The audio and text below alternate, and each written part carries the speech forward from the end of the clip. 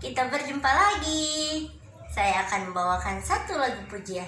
Tapi sebelumnya jangan lupa di like, share, dan subscribe agar kita tetap bertemu. Kau Bapa yang baik, selalu besertaku setiap detik, setiap waktu. Kau perhatikanku. Kau Bapa yang setia, selalu menjagaku. Kau angkatku bila ku jatuh. Kau menopangku. Ku berikan syukurku buat kebaikanmu. Ku berikan syukurku buat pertolonganmu. Sebab kau jadikanku berharga di matamu. Kau Bapa yang baik,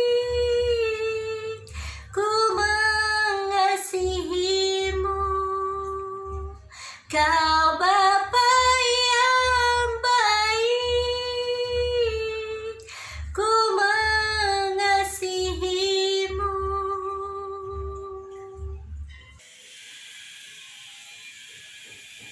Saudaraku yang kekasih di dalam Tuhan, hari ini kita berjumpa kembali untuk mendengarkan firman Allah. Firman Allah yang kita akan dengarkan pada hari ini masih terdapat di dalam kitab Keluaran. Saat ini sudah berada di kitab Keluaran pasal 35. Di pasal yang lalu, di pertemuan kita yang lalu, kita telah mendengarkan cerita dari pasal 34, yang mana di situ diceritakan tentang dua loh batu yang baru. Nah, jadi yang lama sudah tidak ada, dan Tuhan Allah menyuruh Musa untuk membuat loh batu yang baru. Dan Musa naik ke atas gunung, dan Tuhan memberikan kembali akan 10 perintah Tuhan di dalam dua loh batu yang baru. Nah, itulah yang diceritakan di dalam pasal 34 yang lalu. Nah, saat ini kita akan melanjutkan cerita kita di dalam Keluaran atau kitab Keluaran pasal 35. Nah, judul daripada pasal 35 ini adalah peringatan untuk menguduskan hari Sabat. Nah, saudaraku, kembali lagi Tuhan Allah mengingatkan kepada Musa untuk disampaikan kepada bangsa Israel bahwa harus ada satu hari yang kudus, yaitu hari Sabat. Nah, mari kita mengikuti akan ceritanya. Saya mulai dari ayat pertama, dari pasal 35. Lalu Musa menyuruh berkumpul segenap jemaah Israel dan berkata kepada mereka, inilah firman yang diperintahkan Tuhan untuk dilakukan. Nah, jadi sekali lagi Tuhan Allah menyuruh pada Musa untuk memerintahkan bangsa Israel berkumpul, dan kemudian Musa menyampaikan firman yang disampaikan oleh Tuhan Allah ini. Kemudian ayat 2, 6 hari lamanya boleh dilakukan pekerjaan, tetapi pada hari yang ketujuh haruslah ada perhentian kudus bagimu, yakni Sabat, hari perhentian penuh bagi Tuhan. Setiap orang yang melakukan pekerjaan pada hari itu haruslah dihukum mati. Janganlah kamu memasang api dimanapun dalam tempat kediamanmu pada hari Sabat. Nah, inilah peringatan saudaraku ya, yang berulang-ulang Tuhan Allah sampaikan kepada Musa agar supaya bangsa Israel melakukan akan perintah Allah yang kudus ini. Nah, selanjutnya kita akan mendengarkan cerita di ayat 4. Tetapi judulnya sudah berubah. Judulnya adalah persembahan khusus untuk mendirikan kemah suci dan untuk kebaktian di dalamnya. Berkatalah Musa kepada segenap jemaah Israel, inilah firman yang diperintahkan Tuhan bunyinya. Ambillah bagi Tuhan persembahan khusus dari barang kepunyaanmu. Setiap orang yang terdorong hatinya harus membawa sebagai persembahan khusus kepada Tuhan, yaitu emas, perak, tembaga, kain ungu tua, kain ungu muda, kain kermisi, lenan halus, bulu kambing, kulit domba jantan yang diwarnai merah, kulit lumba-lumba, kayu penaga, minyak untuk penerangan, rempah-rempah untuk minyak urapan, dan untuk ukupan dari wangi-wangian. Selanjutnya ayat 9. Permata krisopras dan permata tatahan untuk baju efod dan untuk tutup dada.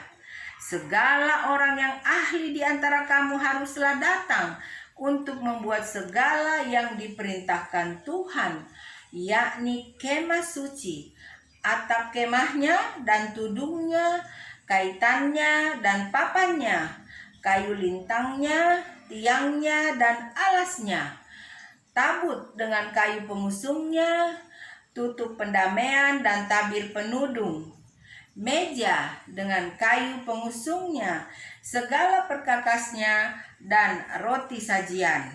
Nah, saudaraku, inilah penjabaran ya daripada barang-barang yang Tuhan suruh kepada Musa untuk dikumpulkan dari tengah-tengah bangsa Israel ya. Jadi gunanya untuk membuat kemah suci. Nah, saudaraku, kita sudah mendengarkan ya pada waktu yang lalu bagaimana cerita tentang pembuatan daripada kemah suci ini. Dan pada di ayat 35 ini di sini dijabarkan bagaimana akan cara bangsa Israel pada saat mereka membawa akan semua bahan-bahan yang akan dipergunakan untuk membuat kemah suci itu. Nah, kita lanjutkan di ayat 14. Kandil untuk penerangan dengan perkakasnya, lampunya dan minyak untuk penerangan, mezbah pembakaran ukupan dengan kayu pengusungnya, minyak urapan dan ukupan dari wangi-wangian, tirai pintu untuk pintu kemah suci, mezbah korban bakaran dengan kisi-kisi tembaganya, kayu pengusungnya dan segala perkakasnya, bejana pembasuhan dengan alasnya. Kemudian ayat 17. Layar pelantaraan, layar pelataran, tiangnya, alasnya, dan tirai pintu gerbang pelataran itu, pokok kemah suci, dan patok pelataran dan talinya, pakaian jabatan untuk menyelenggarakan kebaktian di tempat kudus, dan pakaian kudus bagi Imam Harun dan pakaian anak-anaknya untuk memegang jabatan mereka. Maksudnya memegang jabatan imam ya. Nah, jadi sekali lagi inilah ya yang disampaikan ya kepada Musa dan diteruskan kepada bangsa Israel ya, sehingga mereka bisa mengumpulkan semua ini ya, baik untuk bahan-bahan daripada pembuatan kemah suci, baik daripada bahan-bahan untuk membuat pakaian daripada Imam Harun dan juga anak-anaknya. Selanjutnya di ayat 20. Lalu pergilah segenap jemaah Israel dari depan Musa. Sesudah itu datanglah setiap orang yang tergerak hatinya, setiap orang yang terdorong jiwanya, membawa persembahan khusus kepada Tuhan untuk pekerjaan melengkapi kemah pertemuan dan untuk segala ibadah di dalamnya dan untuk pakaian kudus itu. Maka datanglah mereka, baik laki-laki maupun perempuan, setiap orang yang terdorong hatinya, dengan membawa anting-anting hidung, anting-anting telinga, cincin materai, dan kerongsang, segala macam barang emas. Demikianlah juga setiap orang yang mempersembahkan persembahan ujukan dari emas bagi Tuhan. Nah, saudaraku, kita ketahui di pasal-pasal yang lalu ya, atau di cerita-cerita yang saya sudah ceritakan kepada kita semua, bahwa alat-alat daripada di dalam kemah suci itu adalah semua terdiri dari emas ya. Nah, jadi bangsa Israel ini disuruh oleh Musa untuk membawa semua barang-barang emas mereka sehingga dapat dibuat akan barang-barang daripada atau barang-barang yang ada di dalam kemah suci. Nah, selanjutnya ayat 23.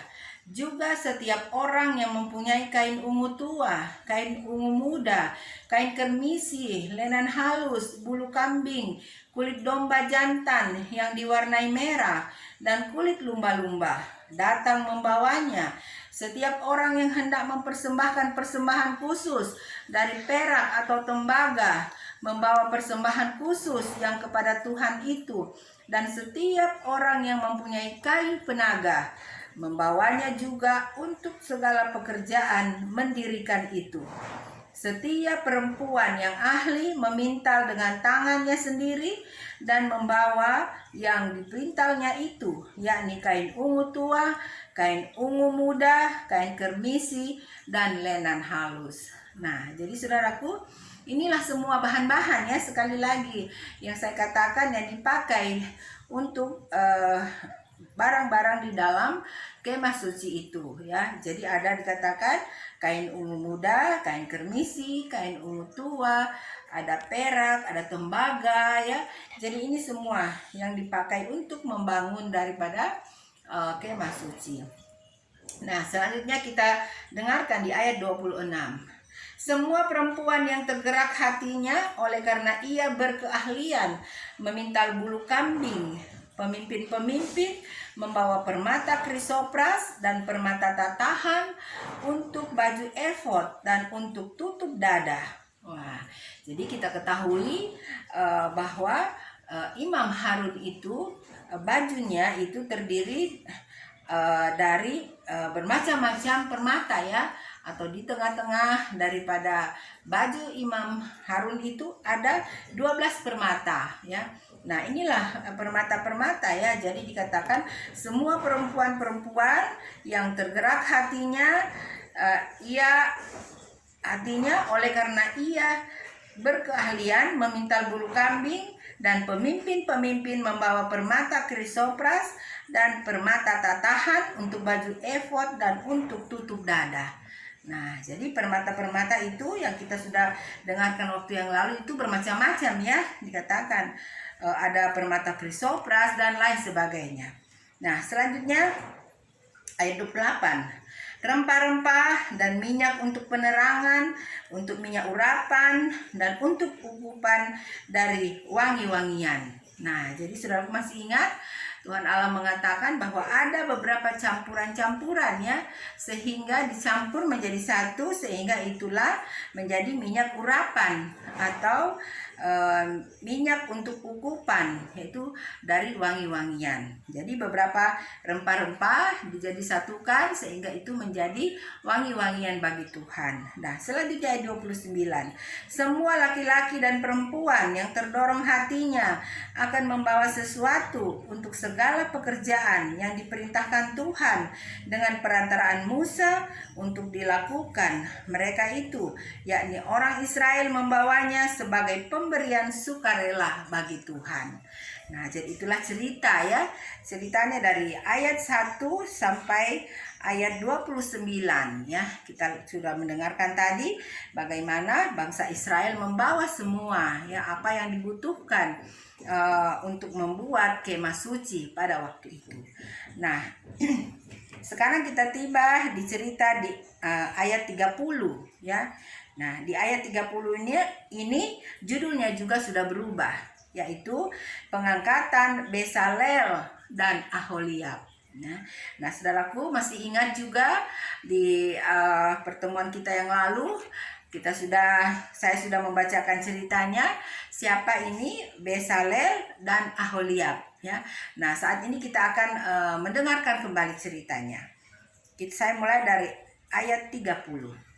Berkatalah Musa kepada orang Israel, "Lihatlah, Tuhan menunjuk Besalel bin Uri bin Nur dari suku Yehuda dan telah memenuhinya dengan roh Allah, dengan keahlian, pengertian, dan pengetahuan dalam segala macam pekerjaan." Nah, jadi kembali diingatkan bahwa Besalel ini dia dari suku Yehuda ya. Nah, ini dikatakan Tuhan memberikan dia hikmat ya, keahlian, pengertian, dan pengetahuan untuk membuat segala macam pekerjaan ya, pekerjaan untuk membantu pembangunan kemah suci. Nah, selanjutnya yakni untuk membuat berbagai rancangan supaya dikerjakan dari emas, perak, dan tembaga, untuk mengasah batu permata supaya ditata, untuk mengukir kayu, dan untuk bekerja dalam segala macam pekerjaan yang dirancang itu. Nah, jadi banyak sekali keahlian daripada Besalel ini ya yang diberikan oleh Tuhan Allah kepadanya. Nah, dia juga bisa mengasah dikatakan batu permata ya yang untuk dipakai digunakan di dalam baju daripada Imam Harun. Nah, selanjutnya, dan Tuhan menanam dalam hatinya dan dalam hati Aholiab bin Ahisamak dari suku Dan kepandaian untuk mengajar. Ia telah memenuhi mereka dengan keahlian untuk membuat segala macam pekerjaan seorang tukang, pekerjaan seorang ahli, pekerjaan seorang yang membuat tenunan yang berwarna-warna dari kain ungu tua, kain ungu muda, kain kermisi, dan lenan halus, dan pekerjaan seorang tukang tenun, yakni sebagai pelaksana segala macam pekerjaan dan perancang segala sesuatu.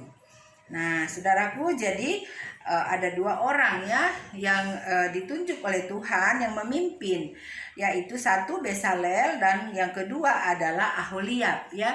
Aholiab ini dari suku Dan ya, jadi dari suku Yehuda dan dari suku Dan.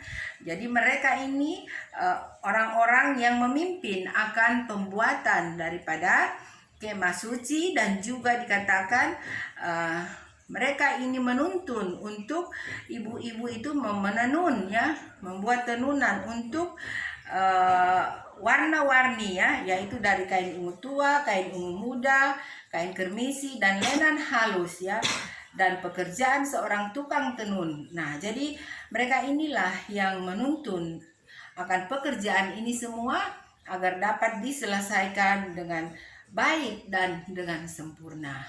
Nah, saudaraku, cerita kita dari kitab Keluaran pasal 35 ini hanya sampai sekian ya.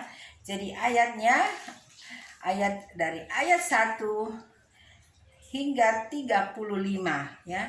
Jadi cerita dari pasal 35 ini ada 35 ayat juga ya. Nah, kita sudah dengarkan semuanya tadi.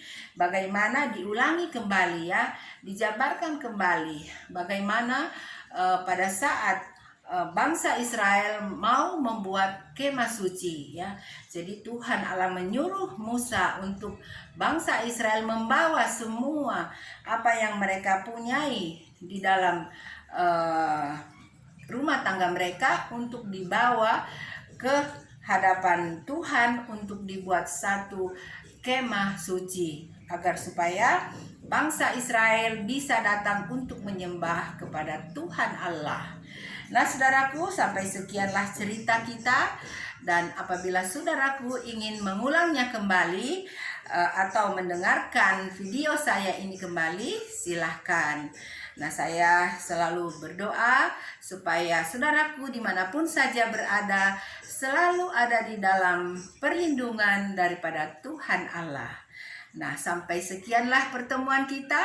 Sampai kita berjumpa kembali pada waktu yang Tuhan kehendaki. God bless you. Bye.